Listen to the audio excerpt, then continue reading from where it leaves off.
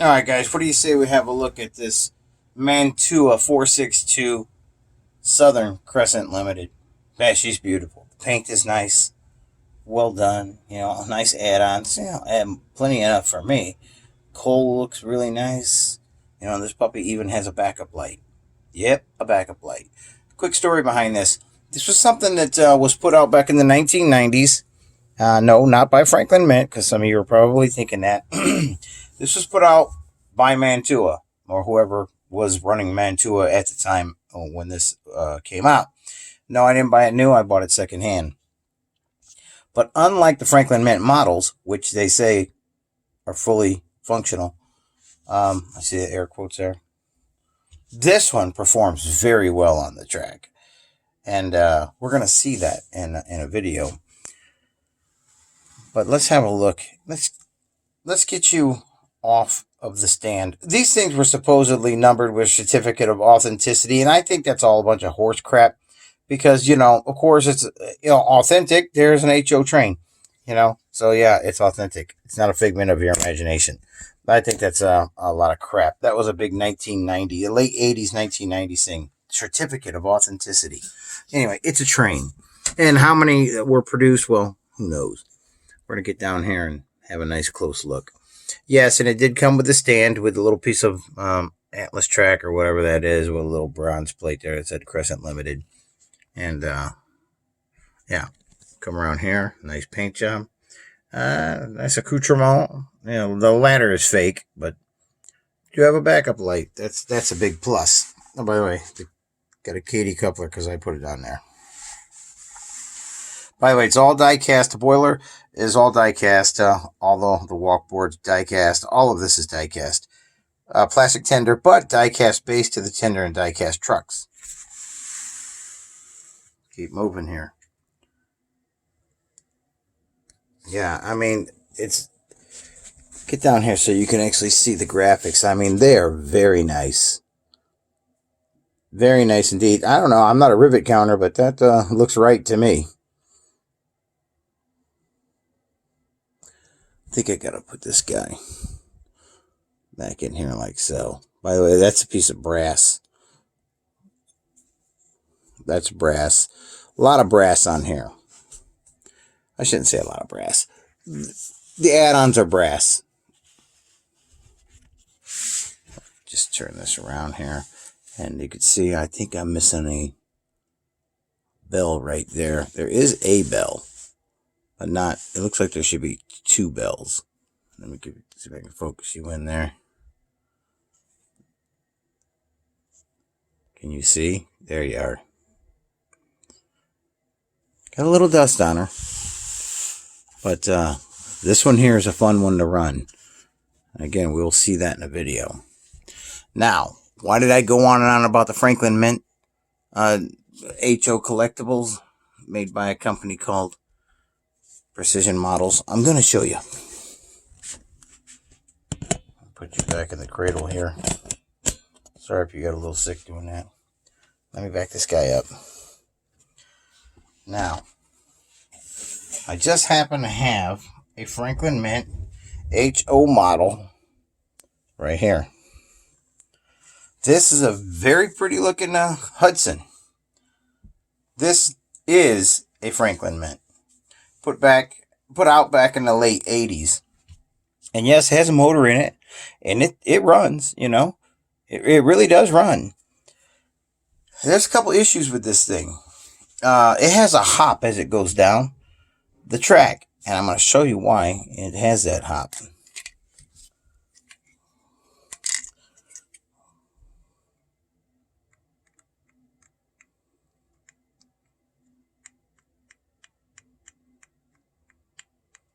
So when this thing goes into a turn, well, these things are just all over the place.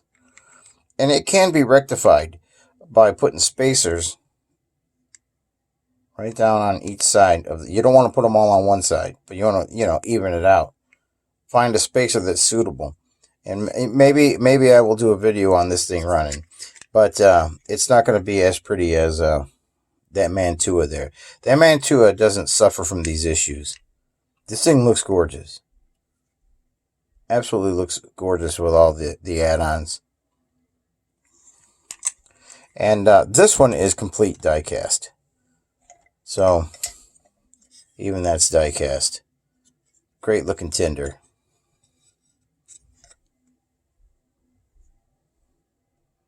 Good looking tinder. All right, so I just wanted to point that out why I brought the Franklin Mint collectible thing up as far as HO goes, because that one's on a track, and a lot of people will think, oh, that's a Franklin Mint. No, Franklin Mint did put out the Crescent about the same time they put this out.